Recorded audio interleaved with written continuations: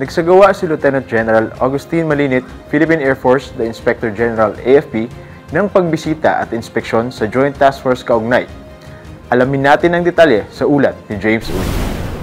Nagsagawa ng pagbisita at inspeksyon si Lieutenant General Agustin Malinit, Philippine Air Force, the Inspector General Armed Forces of the Philippines sa himpilan ng Joint Task Force Kaugnay noong Setyembre 2, 2025. Bilang bahagi ng kanyang pagbisita, isang military honor ang pinagkaloob kay Lieutenant General Malinit sa headquarters ng Installation Management Command, pinangunahan ni Brigadier General Patrick De Villa, Philippine Army Deputy Commander ng Special Operation Command Philippine Army, at formal na tinanggap ito ni Colonel Darren E. Comia, Philippine Army, ang Inspector General ng 7th Infantry Division sa isinagawang executive session sa Kaugnay Officers Clubhouse. Kasunod nito, nagtungo ang the Inspector General Armed Forces of the Philippines at ang kanyang delegasyon sa Bandung Hall para sa isang joint briefing kasama ang JTF Kaugnay, Installation Management Command at ang Aviation Regiment.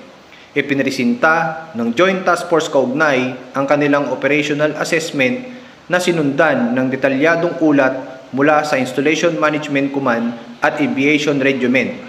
Sa isinagawang open forum, nagkaroon ng pagkakataon ang mga Philippine Army Major Units na ilahad ang kanilang operational concerns. Sa kanyang closing remarks, itiniyak ni Lieutenant General Malinit na ang lahat ng isyong tinalakay ay papaabot sa kaukulang staff sa General Headquarters o GHQ para sa nararapat na aksyon.